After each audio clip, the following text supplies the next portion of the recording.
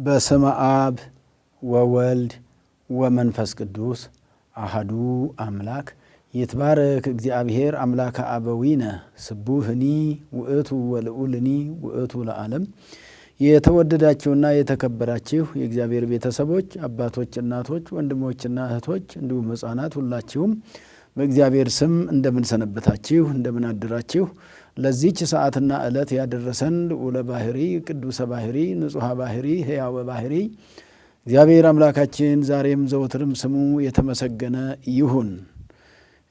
የትንሣኤ ስድስተኛው ሳምንት መዝሙሩ በሌሊት የሚዘመረው የቅዱስ ያሬድ መዝሙር ፋሲካ ይባላል። ፋሲካ ማለት ደስታ ማለት ነው። እንደሚታወቀው እስራኤል ዘሥጋ በብሉይ ኪዳን የነበሩት የእግዚአብሔርን በዓል ሲያከብሩ ፋሲካ ብለውታል። እንግዲህ በዚህ በበዓለ ሀምሳ በቤተ ክርስቲያን አባቶች ካህናት፣ ዲያቆናትም ጸሎት ሲያደርሱ ተፈሥሒ ማርያም ለአዳም ፋሲካሁ ይላሉ። የአዳም ፋሲካ የሆንሽ ማርያም ሆይ ደስ ይበልሽ። ወማዕዶታ ለሔዋን እንተ ይእቲ አጽመ ገቦሁ፣ የሔዋን አጽመ ገቦሁ ማለት የአዳም የጎኑ አጥንት የሆነች ሔዋን፣ የሔዋን መሻገሪያ የሆንሽ እመቤታችን ሆይ ደስ ይበልሽ እያሉ ያመሰግናሉና መዝሙሩም ፋሲካ ነው። ፋሲካ ማለት ደስታ ማለት ነው። ፋሲካ ይልና አያይዞ ዛቲ ዕለት ቅድስት ይእቲ፣ ይቺ ቀን የተለየች ቀን ናት፣ የክርስቶስን ትንሣኤ የምናስብባት፣ ክርስቶስ ሞትን ድል እንዳደረገና እንደተነሳ የምናስብባት ዕለት ናት እቺ ስድስተኛዋ ሳምንት እንደ ሌሎቹ ማለት ነው። ከዚያም ንትፈሳ ወንታሰይ ባቲ፣ ፈጽሞ እንደሰትባት ዘንድ ፋሲካችን ናት፣ የመደሰቻ ቀናችን ናት።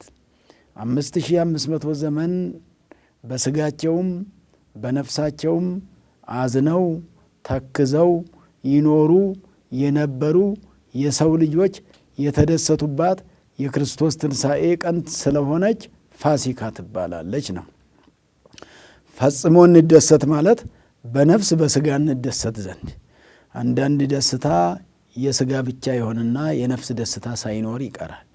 የክርስቶስ ትንሣኤ ግን የስጋችንም የነፍሳችንም የደመ ነፍሳችንም የደስታ ምንጭ ነው። ደስታ አጥተን አዝነን ተክዘን ለምንኖር ለነበር ነው ክርስቶስ በትንሣኤው የሚያስደስት ዜናን ነገረን። ተነስቶ እንደምንነሳ አረጋገጠልን ነው። ናህይ ወእረፍት፣ ፈጽሞ የእረፍት ቀናት ነው የክርስቶስ ፋሲካ የክርስቶስ ትንሣኤ። ናህይ ማለት ነሃየ አረፈ ከሚለው የተገኘ፣ እረፍትም አይረፈ አረፈ ከሚለው የተገኘ የፈጽሞ የእረፍት ቀናት ነው። እንግዲህ ክርስቶስ የተነሳባት ሰንበት ስለሆነች እቺ ሰንበት በዚች በዕለተ ሰንበት የክርስቶስን መነሳት፣ የእኛን እረፍት ማግኘት፣ የእኛን ከሰይጣን መላቀቅ፣ ከእግዚአብሔር ጋር መታረቅ የምናውጅባት የምናመሰግንባት ናት ነው። ሰማይ ወምድር ይትፌስሑ ባቲ፣ ሰማይና ምድርም ይደሰቱባታል ይችን ቀን። ሰማይ የሚለው ቅዱሳን መላእክትን ነው። መኖሪያቸው ሰማይ ስለሆነ መላእክት ሰማይ ነው መኖሪያቸው የሚባለው። ሰማዩ ስለማይዳሰስ ስለማይጨበጥ መላእክትም አይዳሰሱም አይጨበጡምና። ምድር የሚለው ደግሞ የአዳም ልጆችም ይደሰቱባታል ማለቱ ነው።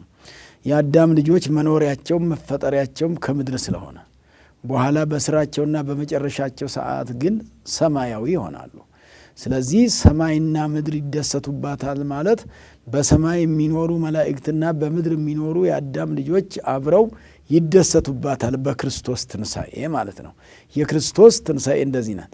ፋሲካ ፋሲካ ፋሲካ ተስካረ ትንሣኤሁ ለመድኃኒነ፣ የመድኃኒታችን የኢየሱስ ክርስቶስ የትንሣኤው መታሰቢያ የሆነ ፋሲካ የክርስቶስን መነሳት የምናስብበት።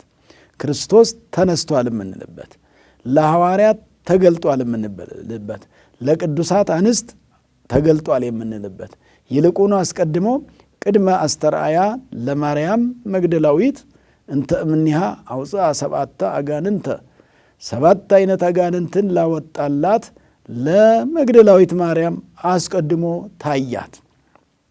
የማቴዎስ ወንጌል የማርቆስ ወንጌል ምዕራፍ 16 ላይ ያለው ማለት ነው። ስለዚህ ተነስቶ የተገለጠበትና ምታት እንዳይደለም በፊታቸው የበላበት መሆኑን የምንረዳበት የምናስብበት ስለሆነ ይሄንን መዝሙር የዘመረና እንድንዘምር ያደረገን ቅዱስ ያሬድ ነውና አምላከ ቅዱስ ያሬድ የቅዱስ ያሬድን በረከት፣ ረድኤት፣ ጣዕመ ዝማሬ ለሁላችንም ያድለን። የቅዱስ ያሬድ ዝማሬ መንፈሳዊ ነው። የቅዱስ ያሬድ ዝማሬ መንፈሳዊ ከመሆኑ የተነሳ በተመስጦ የሚዘመር ነው። አውራጣትና አውራጣትን አንድ ላይ ገጥመው የሚዘምሩት ነው። በሰቂለ ህሊና ህሊናን ሰቅሎ ማለት ነው። ሐሳባችንን ወደ ሰማይ ሰቅለን ሐሳባችን ምድራዊ እንዳይሆንብን ስናመሰግን ምድራዊ ነገር እያሰብን የምናመሰግን ከሆነ ተመስጦ የሌለበት ከሆነ ምስጋናው ያሬዳዊ አይሆንምና ሙሉ አይሆንምና የቅዱስ ያሬድን ዝማሬ በማይሌቱም ቢሆን በሰዓታቱ ያለውም የአባ ጊዮርጊስ ቢሆን የቅዱስ ያሬድ በዜማ በቤተ ክርስቲያን የምናመሰግነው ምስጋና ራሳችንን ለእግዚአብሔር ሰጥተን እንደው ቅጽረ ቤተ ክርስቲያን ስንገባ በውጭ ያለውን ችግራችንን ሁሉ ትተን አራግፈን ስናመሰግን የቅዱስ ያሬድ አምላክ የሚሰጠን በረከት ያትረፈርፈናል፣ ይበዛናልናል ማለት ነው። ስለዚህ በረከተ ቅዱስ ያሬድ ይድር በላዕሌከ የሚባለው የቅዱስ ያሬድ በረከት በሚያመሰግነው ላይ እንዲያድር፣ አመስጋኙ የቅዱስ ያሬድን በረከት እንዲያገኝ፣ የቅዱስ ያሬድን በረከት ያገኘ አመስጋኝ ደግሞ ጣዕመ ዝማሬ ይኖረዋል፣ ይጣፍጠዋል። የሚያመሰግነው ነገር ማለት ነው። የምናመሰግነው ነገር የሚጣፍጠን የቅዱስ ያሬድን ሀብት፣ ጸጋ፣ በረከት፣ ረድኤት ተስፋ በማድረግ ስናመሰግን፣ ለሰማያዊ ዋጋ ማይሌት ስንቆም፣ መዝሙር ስንቆም መልካም ነው። ለምድራዊ ዋጋ ከሆነ ግን ምክንያቱም ምድራዊ ዋጋ አይተምነውምና ይህንን በምድር ላይ ምንም ቢከፈል በአቋቋም እግዚአብሔርን የምናመሰግነውን ነገር አቋቋም ማለት በዜማ ነው መጀመሪያው፣ ከዛ በዝማሜ በመቋሚያ፣ ከዛ ከበሮና ጸናጽል አስማምተው የሚያዜሙት ነገር ማለት ነውና ይሄ ልብ እየሳበ እያደከመ የሚመሰገን ምስጋና በተመስጦ ካልሆነ ድካሙ ከንቱ ይሆንና ደክመን ዋጋ የምናጣበት እንዳይሆንብን እግዚአብሔር ልቡናችንን አይምሯችንን እንዲያስተካክልልን ነውና አይምሯችንን ልቡናችንን አስተካክለን ስናመሰግን ተስካረ ትንሣኤሁ ለመድኃኒነ የመድኃኒታችን የትንሣኤው መታሰቢያ ይኸው 6ኛ ሳምንት ነው ለማለት ነውና እንግዲህ በቅደም ተከተል እያከበርን የመጣ ነው። ትንሣኤን ዘንድሮ ሚያዝያ 12 አከበርን። በሳምንቱ ደግሞ በ19 እንግዲህ ራሱ ያው የትንሣኤ ነው፣ ወንጌሉ ብቻ ነው ዮሐንስ 20 የተጨመረበትና ወደፊት የዘለቀው እንጂ። እንደዚሁም ደግሞ በ3ኛው ሳምንት በ26 ነው። የዛለት ደግሞ ያመሰገንነው መዝሙር ወበእሁድ ሰንበት የሚለውን ተምረናል፣ በባለፈው በ3ኛው ማለት ነው። በ4ኛው ደግሞ ተንሥአ ወአንሥአ የሚል በ3 ተምረናል ማለት ነው። አርአየ ስልጣኑ የሚል ደግሞ እንደዚሁ ግንቦት ስንት ቀን ማለት ነው? ያኛው ግንቦት 3 ነው አርአየ ስልጣኑ። ከዛ ግንቦት 10 ደግሞ አርአየ ስልጣኑ ብለን ተምረናል። ዛሬ ደግሞ ግንቦት 17 ቀን ደግሞ ፋሲካ ብለን በዚህ መዝሙር እግዚአብሔርን አመስግነናል ማለት ነውና የዚህን መዝሙር ምስጢርና እውቀት ተረድተን አስተውለን እንድናመሰግን እግዚአብሔር ይርዳናል ለማለት ነው። ምስባኩ ደግሞ ቅዳሴ ላይ የሚሰበከው ምስባክ በባለፈው በል ወጸግቡ ጥቀ ብለን ከተሰበከ የዛሬው እስመ ሰበረ ውሃተ ብርት ወቀጥቀጠ መናስክተ ዘሐጺን ወተወክፎሙ እምፍኖተ ጌጋዮሙ። እስመ ሰበረ ሰብሯል እኮ ለማለት ንግሩ ለእግዚአብሔር ምህረቶ ወመንክሮሂ ለአምላክነ የእግዚአብሔርን ምህረቱን ቸርነቱን ለዓለም ንገሩ መስክሩ አስተምሩ አለ ዳዊት በመዝሙረ ዳዊት መዝሙር 106 ቁጥር 17 ላይ። የእግዚአብሔርን ቸርነት ማለት እግዚአብሔር ቸር ሆኖ ሰውን እንዳዳነ፣ ዓለማችንን እንዳዳነ፣ የሰውን ልጅ እንዳዳነ በቸርነቱ ነው ያዳነን። የምንድን ሆነን ሳይሆን እሱ ሊያድነን ስለወደደ ቸርም ስለሆነ የማይጨክንብን ስለሆነ ነው ያዳነን እንጂ የሚጨክን ቢሆን ኖሮ እኛ እግዚአብሔርን የበደልነው ነገር የሚያስጨክን ነገር ነበር። ሰው ቢሆን አይምረንም፣ ሰው ቢሆን ይጨክንብን ነበርና እሱ ቸርነቱ የበዛ ስለሆነ ያ ስለተገለጠለት ቅዱስ ዳዊት ንገሩ፣ አስተምሩ አለ፣ መስክሩ አለ። ምንን? የእግዚአብሔርን ቸርነት። እንግዲህ ዛሬም ቢሆን ወገኖች የእግዚአብሔር ቸር መሆኑን መመስከር ነው እኮ። እግዚአብሔር ቸር ነው በሉ ክርስቲያኖች፣ እግዚአብሔር ቸር እንደሆነ እንመስክር። ይሄ ነው ከኛ የሚጠበቀው እኮ። ሌላው ስራ የእግዚአብሔር ነው፣ የእኛ ስራ መመስከር ነው። መመስከር አለመደበቅ ነው። እግዚአብሔር ቸር እንደሆነ እንዳንደብቅ፣ እንዳናፍርበት። ምክንያቱም እኛ ስናፍር ሌላ ቀን እኛም ይታፈርብናልና በሰው ፊት የሚያምንብኝን እኔም በአባቴ ፊት አምንበታለሁ፣ መሰክርለታለሁ የሚመሰክርልኝን። በሰው ፊት የሚክደኝን እኔም በመጨረሻው ሰዓት በአባቴ ፊት ክደዋለሁ ብሎ በማቴዎስ ወንጌል ምዕራፍ 10 ላይ ስታዩት በመጨረሻው ሰዓት ይታፈርብናልና እንዳይታፈርብን ዛሬ የእግዚአብሔርን ቸርነት ለመመስከር እንዳናፍር ያስፈልጋል። እውነት ነው፣ አዎ ቸር ነው። በቸርነቱ በመስቀል ላይ ተሰቅሎ አድኖናል። ሥጋውን ቆርሶ ደሙን አፍሶ አድኖናል። ቸር ስለሆነ የማይጨክን አምላክ ስለሆነ ብለን ይሄን እንድንመሰክር ነው። እንግዲህ ይህንን የምንመሰክርበት ምክንያት አሁን እንዳልኳችሁ ነው። እንዲሁም ደግሞ እስመ ሰበረ ኆኃተ ብርት የብረት በሮችን ሰባብሯልና የእሱን ቸርነት መስክሩ። የብረት በሮች የተባሉ ምንድን ናቸው? የብረት በሮች ማለት መርገመ ሥጋ መርገመ ነፍስ ነው። በሥጋችን በነፍሳችን ተረግመን የነበርን፣ በእኛ ምክንያት ምድሪቱ እንኳን ተረግማ የነበረ አዳም ሆይ ስላንተ ምድርም የተረገመች ትሁን የተባለው። በአዳም በደል ምክንያት ምድር ተረግማለች። የሰው ኃጢአት ምድርን ያስረግማል። እንደ ኖህ ዘመን ደግሞ ለእንስሳትም መቅሰፍት ይተርፋቸዋል። ሰው በሚያደርገው ኃጢአት ምክንያት ሰው መልካም ሲሰራ እንስሳትም ይጠቀማሉ። መቅሰፍት ምድር ላይ አይመጣምና ማለት ነው። ምድርም አትረገምም ማለት ነው። ስለዚህ ምድርን የሚያስረግም ማለት ነውና መርገመ ሥጋ ማለት በሥጋም በነፍስም ተረግመን በሥጋም በነፍስም ሞተን የነበርነውን ያንን መርገም ሰባብሮልናልና የእሱን ቸርነት መስክሩ ነው። ወቀጥቀጠ መናስክተ ዘሐጺን የብረት ቁልፎችን ወይንም ብረቶችን ሰባበረ። ወቀጥቀጠ ቀጠቀጣቸው፣ ሰባበራቸው፣ አደቀቃቸው ማለት ነው። ወተወክፎሙ እምፍኖተ ጌጋዮሙ ከበደላቸው መንገድም ተቀብሏቸዋልና ከበደላቸው መንገድም ተወክፎሙ ተቀብሏቸዋልና። እግዚአብሔር ሰውን ከባቢሎን ተቀብሎ ከ70 ዘመን በኋላ ተቀብሎ ወደ ኢየሩሳሌም ያስገባቸው አምላክ ነው። በአዲስ ኪዳንም እኛን ደግሞ ከመከራ ሥጋ ከመከራ ነፍስ ተቀብሎ ከሲኦል ተቀብሎ ወደ ገነት ያስገባን ነው። ማንም አይደለም እኮ ከሲኦል የተቀበለን። ከሲኦል ያወጣን፣ ነፍሳትን ከሲኦል ያወጣቸው ሊያወጣ የሚችልም ሌላ ነቢይም ጻድቅም አልነበረም። ያን ሊያደርግ የሚችል እሱ ብቻ ነበረ።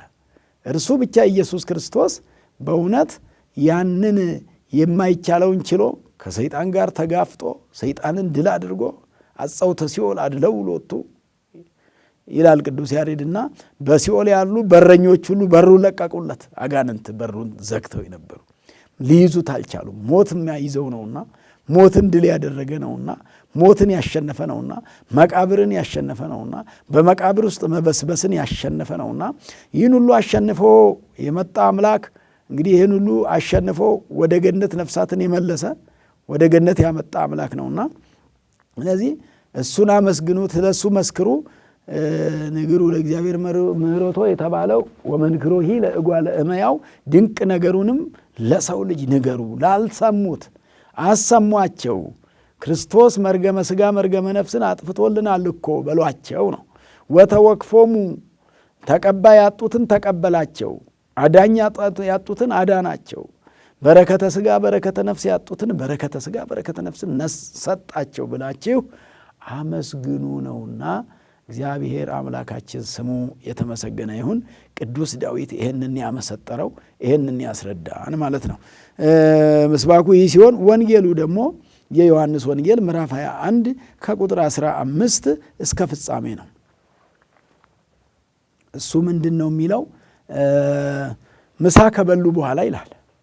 ምሳ ከበሉ በኋላ ጌታ ኢየሱስ ክርስቶስ የስምዖን ልጅ የዮና ልጅ ስምዖን ሆይ ነው። አባቱ ስምዖን ነው፣ የቅዱስ ጴጥሮስ ስሙ የበፊቱ ስሙ ስምዖን ነው። ጴጥሮስ የኋላ ስሙ ነው። ቅዱስ ጴጥሮስን ጌታ ኢየሱስ ክርስቶስ ከምሳ መብላት በኋላ፣ ምክንያቱም በጥብርያዶስ ወንዝ ዳር ምሳ ተበልቷል። አሳ ተጠምዶ መጥቷል። መላእክትም አዘጋጅተዋል። ከዛ ላይ በልቷል። ምታት እንዳይደለ ለማጠየቅ በፊታቸው በልቷል። ኢየሱስ ክርስቶስ በፊታቸው ከበላ በኋላ ምሳ ከበሉ በኋላ ይላል። እንግዲህ ምሳ የሚበላው ያው በሰዓቱ በምሳ ሰዓት ነው። ከምሳ ሰዓት በኋላ የተሰጠ ትምህርት ማለት ነው። ምሳ ተበልቶ እንግዲህ እንቅልፍ ነው የሚለው። በዛ ሰዓት ሐዋርያት ይማሩ ነበረ፣ ተግተው ነቅተው፣ ያውም ከትንሣኤ በኋላ ነው። በምሳውም ላይ ሌላ ጊዜ 6ቱ ቆመው 6ቱ ተቀምጠው ነበረ ጌታ ኢየሱስ ክርስቶስን አክብረው የሚበሉት በልተው፣ ሌሎቹ ደግሞ በተራቸው ቆመው ነበር። የዛለት ግን 11ዱም ቆመው ነው ጌታ ኢየሱስ ክርስቶስ ሲበላ የተመለከቱት። በባለፈ ሳምንት እንደተማርነው እንደዛ ያደረገበትም ምክንያት ሁሉም ምታት እንዳይደለ በግልጽ እንዲያዩት፣ ቁጭ ካሉ ላይታያቸው ስለሚችል ቆመው በደንብ በትክክል ሲበላ እንዲያዩት፣ ምታት የማይበላ ስለሆነ። ምታት አይበላም፣ አይጠጣም፣ አይጨበጥም፣ አይዳሰስም፣ አይታይም ማለት ነው። ምታት አይደለም፣ በትክክል ሰውም አምላክም የሆነው ነው። መጀመሪያ በሥጋ ማርያምን ነስቶ ሰውም አምላክም የሆነው ነው። ዛሬም ሞትን ድል አድርጎ የተነሳው ተለውጦ አልተነሳም ለማሰኘት፣ ምታት እንዳይደለ ለማጠየቅ እጆቹን እግሮቹን ሁሉ አሳይቷቸው ስለነበረ በዚህም ጊዜ 11ዱም ቆመው፣ ይሁዳ ስለሌለ 11ዱም ቆመው አይተውት ተመግቧልና ከዚህ ምሳ በኋላ ነው አንድ ጥያቄ ያቀረበ ጌታ ኢየሱስ ክርስቶስ። ለማን? ለቅዱስ ጴጥሮስ። ምን ብሎ? ትወደኛለህ የሚል ቃል። እንግዲህ ይሄ በእግዚአብሔር እንዲህ አይነት ጥያቄ መቅረብ እንዴት እንደሚከብድ ምን እንደሚመለስ ተመልከቱ። እያንዳንዳችንን ዛሬ በፊታችን መጥቶ እግዚአብሔር ኢየሱስ ክርስቶስ ትወዱኛላችሁ ወይ ቢለን መቼም በልባችን ያለውን እናውቃለንና ሌላውንም አንወድም። ምናልባት ራሳችንን ብቻ እንወድ ይሆናል እንጂ እግዚአብሔርንም አንወድምና እግዚአብሔርን ብንወድ ኃጢአት አንሰራም ነበርና የእግዚአብሔር ወዳጆች እግዚአብሔርን የሚወዱ ኃጢአት አይሰሩም፣ ክፋት አይሰሩም።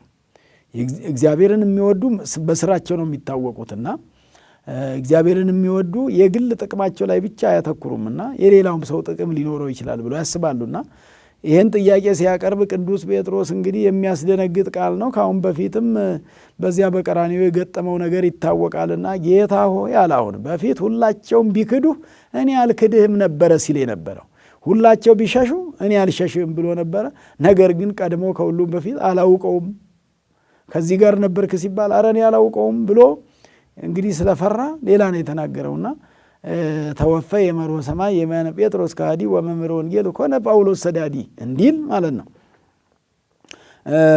በኋላ ግን ኢየሱስ ክርስቶስ ሰማያዊ ቁልፍን ሰጥቶታል። ወእሁበከ መራሁተ መንግሥተ ሰማያት፣ የመንግሥተ ሰማያትን ቁልፍ እሰጥሃለሁ። በምድር ያሰረኸው በሰማይ የታሰረ ይሆናል፣ በምድር የፈታኸው ደግሞ በሰማይ የተፈታ ይሆናል ብሎ አስተምሯል ጌታችን ኢየሱስ ክርስቶስና ምንድነው የተደረገው? ትወደኛለህ ወይ ሲለው ታፈቅረኒኑ እምእሉ፣ ከነዚህ ከወንድሞች ይልቅ እኔን ትወደኛለህ ወይ? እነሱን ከምትወድበት ፍቅር፣ እነሱ አንተን ከሚወዱበትም ፍቅር፣ እነሱ እኔን ከሚወዱበትም ይልቅ አንተ እኔን ትወደኛለህ ወይ ብሎ ሲጠይቀው ቅዱስ ጴጥሮስ ምን አለ? እንደምወድህ አንተ ታውቃለህ። ጥሩ መልስ ነው። እንደምወድህ አንተ ታውቃለህ። እንደምወድህ አንተ ነው የምታውቀው፣ እኔ አላውቀውም። ልቤንም በትክክል ማወቅ ላልችል እችላለሁ፣ አንተ ግን ታውቀኛለህ። አያችሁ፣ እኛ ራሳችንን ከምናውቀው በላይ እኮ እግዚአብሔር ነው የሚያውቀን። እኛ ራሳችንን እናውቃለን ብለን እናስባለን። አንዳንዱ ሰው እንደውም ራሱን ብቻ ሳይሆን ሌላውም ሰው ገሌን እኔ በደንብ አውቀዋለሁ ይላል።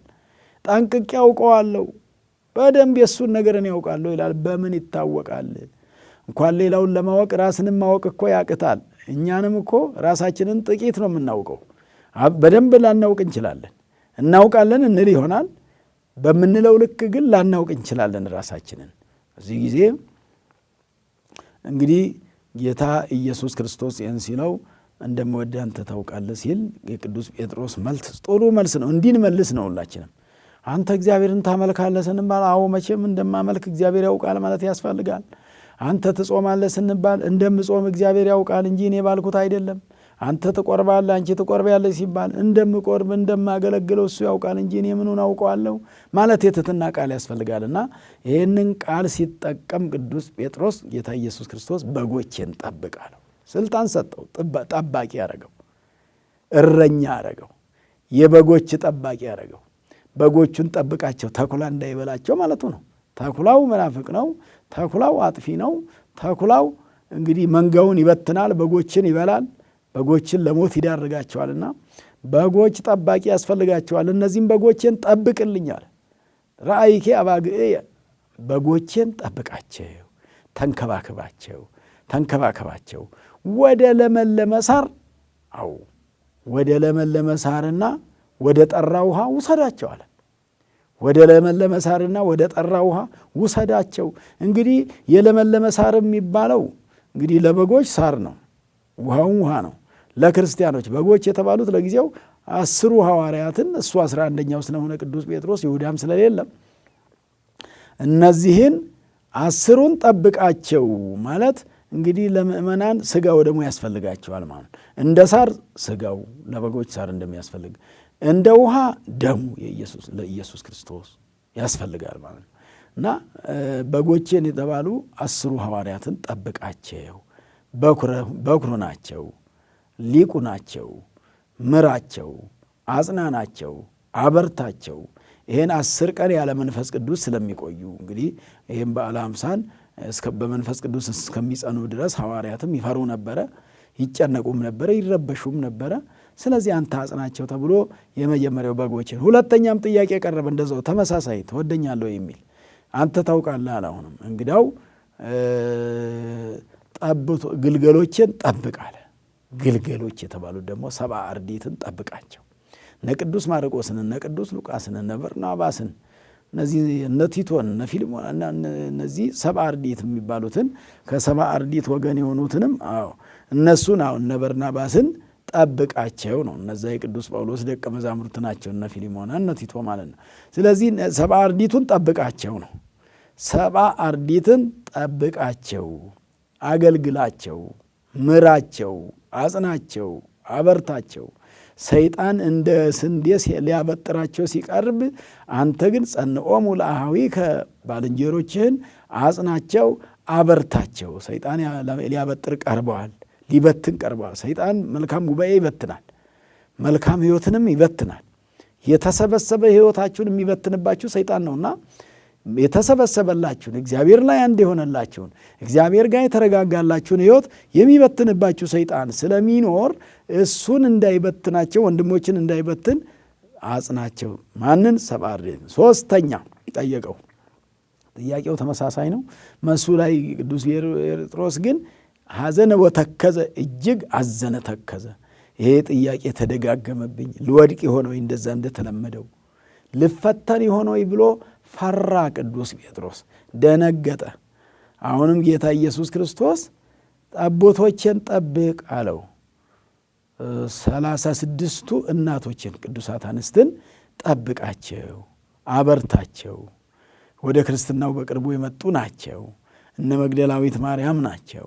ከሰይጣን ተላቀው የመጡ ናቸው። እግዚአብሔርን ሊያገለግሉ የመጡ ናቸው። ከዓለም ተለይተው ከዓለሙ ምንዝር ጌጥ፣ ከዓለሙ ኃጢአት፣ ከዓለሙ ብዙ ከንቱ ነገር፣ ከዓለሙ ፍቅረ ነዋይ፣ ከዓለሙ ትዕቢት፣ ከዓለሙ መጥፎ ሐሳብ ሁሉ ተለይተው የመጡ ናቸውና እዚህ ጋር አንተ አጽናቸው፣ አበርታቸው አለ። ጌታ ኢየሱስ ክርስቶስ 120 ቤተሰብን እንዲጠብቅ እንዲያጠነክር አደረገው ማለት ነውና በዚህ ልክ ቅዱስ ጴጥሮስን አስተምሮታል። እንግዲህ ከዚህ ላይ ሁላችንም የምንማረው ጌታ ሆይ አንተ የሰውን ድካሙን አንተ ታውቃለህ ማለት ያስፈልገናል። እስመ አንተ ተአምር ድካሞ ለሰብእ ወኄሮ መፍቀሬ ሰብእ፣ ሰው ወዳጅ ሆይ አንተ የሰውን ልጅ ድካም ታውቃለህ። አንተ ድካማችንን ማን ያውቃል? እግዚአብሔር። ደካማ መሆናችንን ሌላ ማንም አያውቅም። እኛ ራሳችን አንዳንዴ ደካማ መሆናችን ይጠፋብናል። ብርታት ያለን ይመስለናል። ብርቶችን ለራሳችን እንደዛ እንመስላለን። ለራሳችን ብርቱ ሳልሆን አልቀርም ብለን እናስባለን፣ ግን አይደለንም።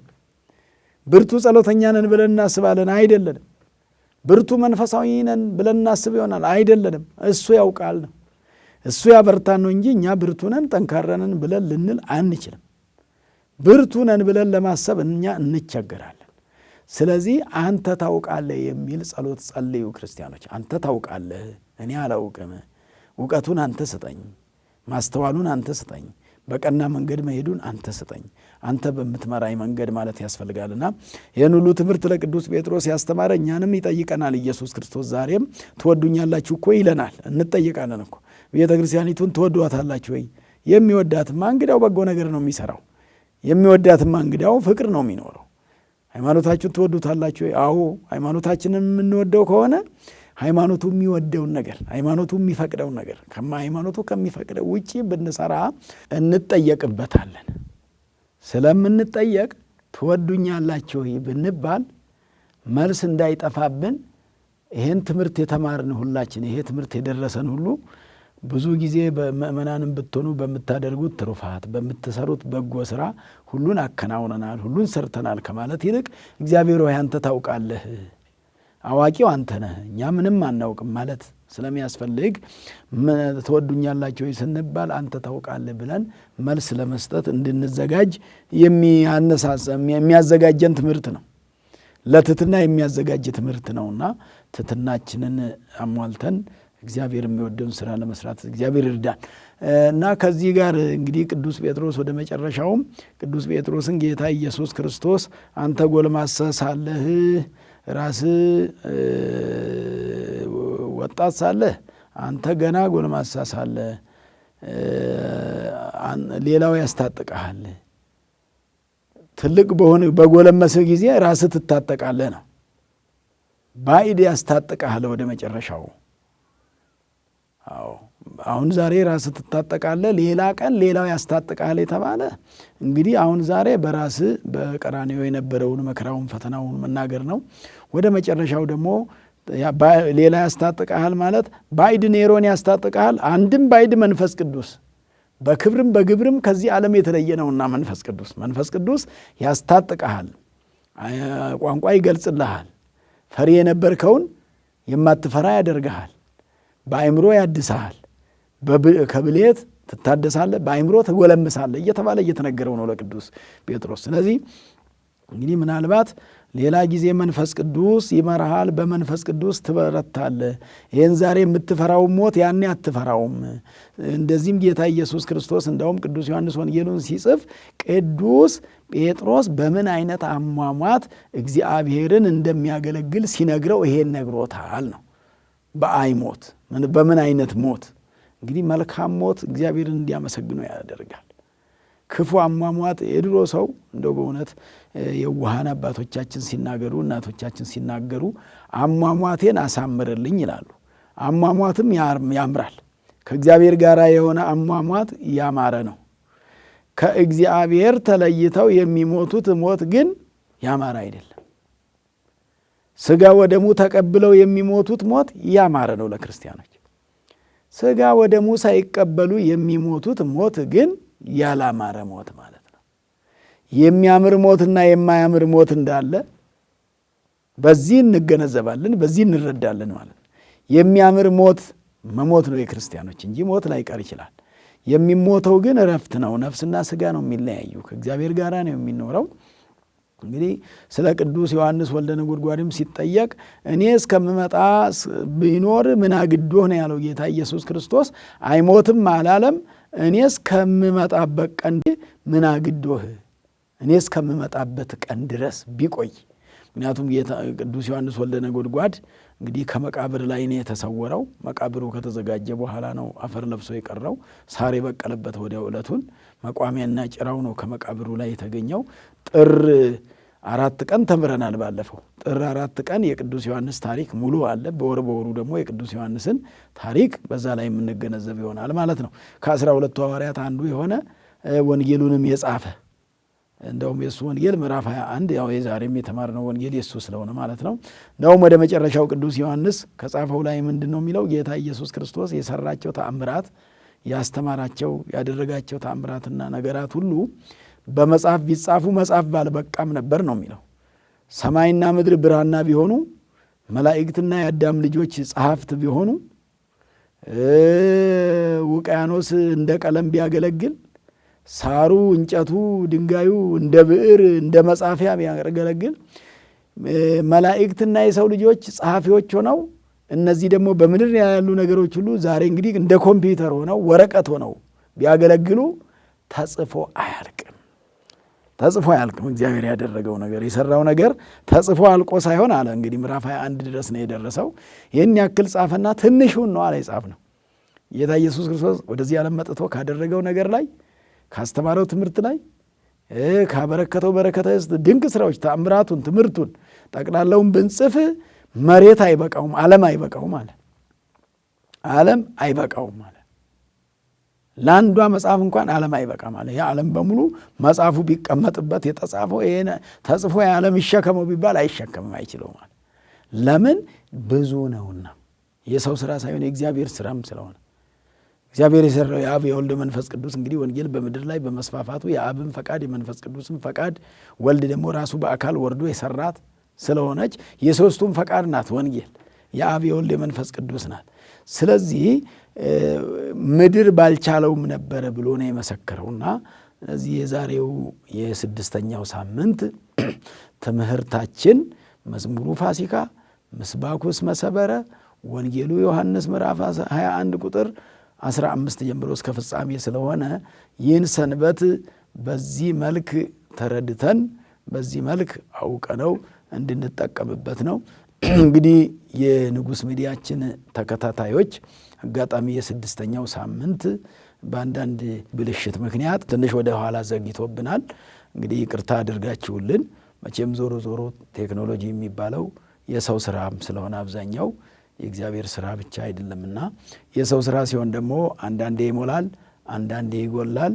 የጎደለውን እንደሞላ አድርጋችሁ ተቀብላችሁልን በደረሰበት ጊዜ የሰንበቱን ትምህርት እንድትረዱና እንደው ወንድሞቻችንንም አጨናንቀን እንዳይታለፍ ከማድረግ አንጻር ስለሆነ ይህንን ማድረግ መቅረጽ የቻልነው። እናንተ በደረሰ ጊዜ ግን በእርግጥ በዓለ ሃምሳው ተመሳሳይ ነው።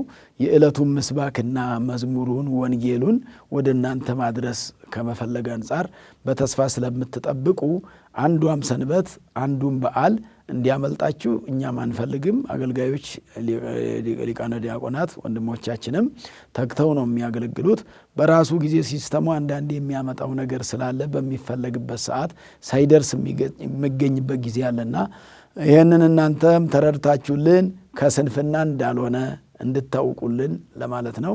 የልብን እንግዲህ የሚያውቅ እግዚአብሔር ነው። እናንተ የምትተባበሩን እንድትረዱልን ለማድረግ ነው። ከዛ በኋላ ግን ሚዲያውን በጉልበታቸውም በሙያቸው የሚያግዙን ወንድሞቻችንን እናንተም በጸሎት እንድታግዟቸውና ሚዲያውን ደግሞ ሌላው ላልሰሙት ሁሉ ሌሎችም እንዲሰሙ ለሌላው ሼር በማድረግ ሰብስክራይብ በማድረግ እንዲጠቀሙ እንዲገለገሉበት ማድረጉ በጣም መልካም ስለሆነ ስለ እግዚአብሔር ነው የምንመሰክረው። ስለ ሌላ ምንም የለውም። ስለ እግዚአብሔር ሁላችንም ተባብረን ብንመሰክር ቅድም እንዳልኳችሁ ሁሉ ቅዱስ ዳዊትም እንዳለው ንግሩ ለእግዚአብሔር ምሕረቶ፣ ስለ እግዚአብሔር መስክሩ ነው ያለው ቅዱስ ዳዊት። ስለ እግዚአብሔር አስተምሩ ነው ያለው ቅዱስ ዳዊት። ስለ እግዚአብሔር ተናገሩ ነው ያለው ቅዱስ ዳዊት። ስለ እግዚአብሔር ተናግሮ ማናገር ነው፣ ሌላውን ነው ተናግሮ አለማናገር የዓለሙን ነገር እንጂ ስለ እግዚአብሔር ከሆነ ግን ሰው እያናገሩ ማናገርና መማማር ሐጺን ለሐጺን ይትባልሁ እንደሚል ብረት ከብረት ጋር ቢላዋ ከቢላዋ ጋር እንደሚሳል መሳሳል፣ ስለ እግዚአብሔር መነጋገር፣ ከአንዱ የጎደለውን ከአንዱ ማግኘት፣ እኛ ጋር የሌለውን ከእናንተ እንድናገኝ፣ ምናልባት እናንተ ጋር የሌለ ነገር ካለ ትንሿን ነገር ደግሞ ከእኛ የምታገኙትም ነገር ካለ እንደዛ እየተረዳዳን ኦርቶዶክስ እምነታችንን መጠበቅ፣ አስተምሮን ማስፋፋት፣ ብዙ ሰዎች በትምህርት እንዲበለጽጉ በትምህርት ብዙ ነገር እንዲያውቁ የፍቅር ሰዎች እንዲሆኑ የእግዚአብሔር ወዳጆች የሆኑ እርስ በርስ የሚዋደዱ እንዲሆኑ ኢትዮጵያ ሀገራቸውን የሚወዱ እንዲሆኑ ሃይማኖታቸውን እንዲወዱ የሚሆኑ በሃይማኖት የማይመስላቸውንም ቢሆን እንዲወዱ በሰብአዊነት መዋደድ መከባበር ተገቢ ስለሆነ ሃይማኖት የራሱ ሊኖረው ይችላል። በኢትዮጵያዊነትና በዚህ ምድር ላይ በመገኘት በመኖር ግን አባትም እናትም ወንድምም እህትም ሕፃንም ትልቁም ትንሹም ደሃም ሀብታምም እርስ በርሱ መከባበርና መዋደድ መደጋገፍ ግን እግዚአብሔርን ያስደስታል፣ ምድርንም ያሳርፋታል። ጥላቻ ምድርን ረፍት ይነሳታል። ስንፋቀር ለምድራችን ረፍት እንሰጣታለንና በተፋቅሮ ወበሰላም በመፋቀርና በሰላም ፍቅር ካለበት ሃይማኖቱም ሃይማኖት ይሆናል በትክክል ስራም ስራ ይሆናል በትክክል። ፍቅር ከሌለበት ብዙ ነገር ነው የሚያጎለውና ሰላም ሲታጣ እኛ ሰላም ሌላውን ስናሳጣ ራሳችንም ሰላም ስለምናሳጣ የሌላውን ሰላም አናግቶ ሰላም ማግኘት ስለማይቻል ከእያንዳንዳችን ሰላም እንዲጀምር ከእያንዳንዳችን ሰላሙ ሲጀምር መልካም ነገር ሲጀምር በጎ ነገር ሲጀምር ከሌላው ደግሞ ወደኛ ይመጣልና ስለዚህ በየሳምንቱ ይሄንን የወንጌል አገልግሎት በሚዲያችን ስናገለግል ለፍቅር፣ ለበጎ፣ ለሰላም፣ ለሃይማኖት በእምነት ለመጽናት ይልቁኑ እንደው ከሁሉ በላይ ፍቅርና ሰላምን ማግኘት ወንጌል ሰላም ሰጪ መጽሐፍ ስለሆነ ወንጌል ሰላም ሰጪ ትምህርት ስለሆነ የሚሰጠን ሰላምም ደግሞ ዘላለማዊ ሰላም ስለሆነ የሰላሙ አምላክ ሰላሙን እንዲሰጠንና ሰንበቱን በሙሉ እንድንማርበት እንድናገለግልበት ሰንበቷን እቺ ፋሲካ ተብሎ መዝሙር የተዘመረባትን ሰንበት ቅዱስ ያሬድ ከዘመረው ላይ ሊቃውንቱ በዚህ መልክ አስተካክለው እግዚአብሔርን እንድናመሰግን ያደረጉን ይቺን ሰንበት ለቅዳሴ፣ ለውዳሴ፣ ለመዝሙር፣ ለመቀደስ፣ በረከት ለማግኘት፣ ሕይወት ለማግኘት፣ ሃይማኖታችንን ለማጽናት፣ ከእግዚአብሔር ላለመራቅ 6 ቀን ሙሉ ስራችሁን ሰርታችሁ በሰንበቷ በአንዷ ቀን ታርፋላችሁ የተባለው ነፍሳችንን በዚች ሰንበት እንድታርፍልን ያደረገ እግዚአብሔር አምላካችን ስሙ የተመሰገነ ይሁን። ፋሲካ ነው ዛሬ የተባለው። ፋሲካ ማለት ደስታ ማለት ነውና ይህም ደስታ ዘላለማዊ ደስታ እንዲሆንልን ከጊዜያዊ ይልቅ ምድራዊ ደስታ ሳይሆን ሰማያዊ ደስታ እንዲሆንልን፣ ደስታው የእግዚአብሔር ደስታ እንዲሆንልን፣ ደስታው ጊዜያዊና የሥጋዊ ብቻ ሳይሆን የነፍስ ደስታም እንድናገኝበት እግዚአብሔር አምላካችን መልካም ፈቃዱ ይሆንልን። ወስብሐት ለእግዚአብሔር። ይቆያል።